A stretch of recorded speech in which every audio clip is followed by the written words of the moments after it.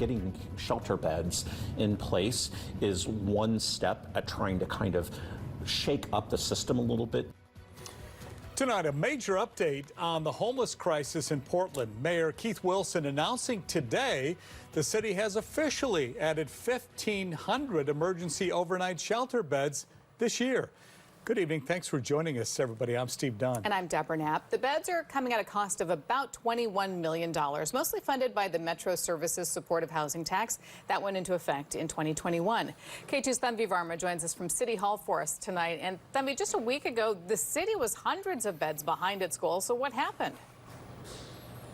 Exactly, Deb. So just about a week ago, the city was a little over 400 beds behind. Today, a different story. Today, the mayor announcing that those remaining beds are going to be placed all over city shelters and city-owned property. A majority of those beds are going to be flex beds. That means they're beds that are going to be available on demand if there's a need.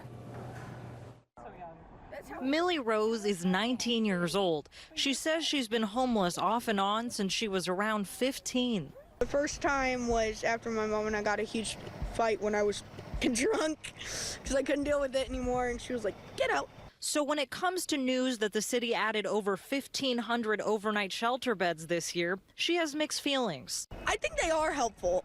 The city could be doing more, but the fact that shelters do exist to put a roof over your head at the most vulnerable time of your day, when you could be passed out in an alleyway and people could run your pockets, at least there's a place where you can lay your head. But she also wants to see more wraparound services for people like recovery and mental health support. As much as we need beds at night, we also need places to stay all the time. That kind of city-sponsored support does exist at the Oasis Day Center in downtown. But I wanted to know if that support will grow as much as bed spaces are. I know there's mental health supports there and addiction recovery supports there. Are you guys going to be expanding upon that? We don't have any plans at this particular moment in time, but we are looking at a lot of different partnerships. And I know that Urban Alchemy has been doing a lot of work to try to create different connections to other nonprofits. The city's overnight shelter utilization data tells a complicated story. In October, utilization rates were as low as around 33% at one shelter and at around 76% at another. Because we're seeing internal numbers that show that the total number of participants is increasing week after week, day after day, which means that our shelter beds utilization rates are also increasing in kind of the same manner.